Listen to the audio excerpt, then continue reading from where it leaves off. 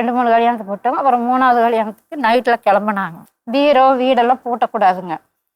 மாடு அப்பா ஒன்று வாங்கி கொடுத்தாரு. நீ இந்த குழந்தைக்கு பால் கறந்து ஊற்றிக்கிட்டு காட்டில் வேலை செய்ய உன்னால் முடிஞ்சது பாருமா, அவங்க நல்லா வேலை செய்கிறவங்களாவே இருக்கட்டும், உன்னால் முடிஞ்சது நீ செய்ய, சப்போர்ட்டாக இரு அவங்களுக்கு. அவங்களுக்கு பெண் குழந்தை இல்லாதவங்க. அவரு இறந்துட்டார். அவரு தான் என்னை விரும்பி தங்கச்சி உள்ள அம்மா சொந்தக்காரங்க கட்டிட்டு போனார். அவரும் போயிட்டார். அந்த குடும்பத்தை தலைநாளையில் வந்து உன்னால் முடிஞ்சதை நீ பண்ணு. அவங்க என்ன பேசிட்டு போகிறாங்க. அப்பா எனக்கு என்னை பிரிஞ்சு விட்டுட்டு போயிடலான்னு நினச்சா கூட அப்படியெல்லாம் குடும்பம் கெட்டு போயிடும். 2 பெண் குழந்தை ஆயிடுச்சு, போகக்கூடாது அப்படின்னு சொன்னாங்கன்னா சரி நானும் முடிஞ்சேன். அப்போ அந்த நைட்டு கல்யாணத்துக்கு போகும்போதுங்க இதே மாதிரி கிளம்பி 2 பேர் கிளம்புனாங்க. எனக்கு பிடிக்கலைன்னா வெறுப்படையாக பேசி சண்டை காட்டினாலும் அடிப்பாங்கன்னு தெரியுங்க. நான் பேசாமல் பிள்ளைய வச்சுட்டு உட்காந்துருந்தாங்கம்மா. அந்த பிள்ளைக்கு ஒரு நாள் பால் பாட்டில் ஆட்டுக்குட்டியெல்லாம் வச்சுருப்பாங்கல்ல, கண்ணாடி பாட்டில் தட்டி உடஞ்சிருச்சுங்க. ஒரு 6 மணி இருக்கும். அந்த என்கிட்ட தாய்ப்பால் இல்லைங்கம்மா. அது பால் வாங்கிட்டு வர காசு தரமாட்டாங்க. அதுக்கு நான் ஏதாவது பண்ணி தான் பார்த்துக்கிறேன்.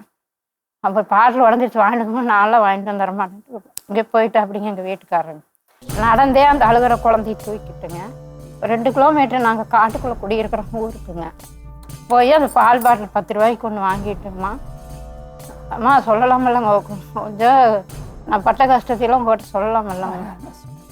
அப்போ சீனி பாலுக்கு இல்லைங்க, அதுக்குள்ளே சீனி கொடுங்க, 10 ரூபாலே பால் பாட்டில் வாங்கறதுக்கு இருக்குதுன்னு சொல்ல உங்கள் வீட்டுக்காரர் கடனெல்லாம் கொடுக்க வேண்டாம்னு சொல்லிட்டாருமா அப்படின்னு அவங்க புருஷன் பண்ணுற 2 பேர் கடையில் இருந்தவங்க சொன்னாங்கம்மா.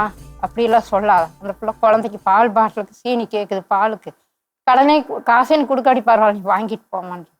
அதை வாங்கிட்டு 7:30 இருக்குங்கம்மா. நடந்து பிள்ளை கத்துது, தோளில் போட்டு வர்றேங்கம்மா. நான் எல்லாம் உழைக்குது, தொத்துக்கால் போடுது. நானும் கொஞ்சம் டவுனில் அம்மா வீட்டில் இந்த கஷ்டமெல்லாம் தெரியும். அந்த நாய் துரத்துறதோட பயந்துக்கிட்டு போகிற ஒருத்தவங்க சைக்கிளில் வந்தவங்க இன்னாரதே குழந்தை தூக்கிட்டு வரையா, உங்களுக்கு யாரும் துணைக்கு இல்லையா அப்படின்னு சொல்லிட்டு நாய் முடிக்கி விட்டு போயிட்டாங்கம்மா. வீட்டுக்கு வந்துட்டுனுங்க. வந்துட்டு இப்படியே இருக்கோங்காட்டிங்க அந்த விசேஷத்துக்கு கிளம்புனாங்க இல்லைங்களா, 2000 ரூபாய் பீரோவில் வச்சுருந்துருப்பார் போல். இவர் விசேஷத்துக்கு போகிறதுக்காக எங்கிட்ட வாங்கிட்டு வந்து வச்சுருவாரு. எதுவுமே சொல்ல மாட்டாங்க. காட்டில் எல்லாமே எடுத்தாலும் எவ்வளோ வருது எவ்வளோ செலவு எதுவுமே எங்கிட்ட அவங்களாம் பேசி முடிச்சிருவாங்கம்மா. இப்போ போகும்போது அந்த விசேஷத்துக்கு அந்த 2000 ரூபாய் எடுத்தியான்னு கேட்டாங்க.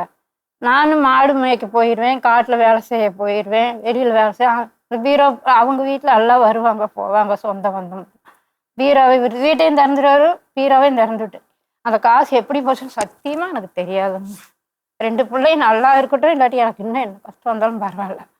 அப்போ அந்த காசு எடுத்தியான்னு பிடிச்சி அடிக்கிற அப்படிங்க. அடின்னா 1 அடி 2 அடி வீட்டுக்குள்ளே அடிச்சிட்டா சரி கோபத்தில் அடிக்கிறாரு, நம்ம சமாதானப்படல, இல்லை நம்ம தப்பே பண்ணலைனாலும் அவர் சமாதானப்படுத்திக்கலான்னு விடலாங்க. போட்டு அடி அடின்னு அடிக்கிற அப்படிங்க. அடிதாங்க முடியாமல் ஓடினேங்கம்மா. இந்த சீலையெல்லாம் அவுத்து வீட்டில் போய் தோட்டம் கொஞ்சம் தூரமாக போகணும். அங்கே போய் நான் காசு எடுக்கல, என்னை அடிக்கிறா அப்படிங்க.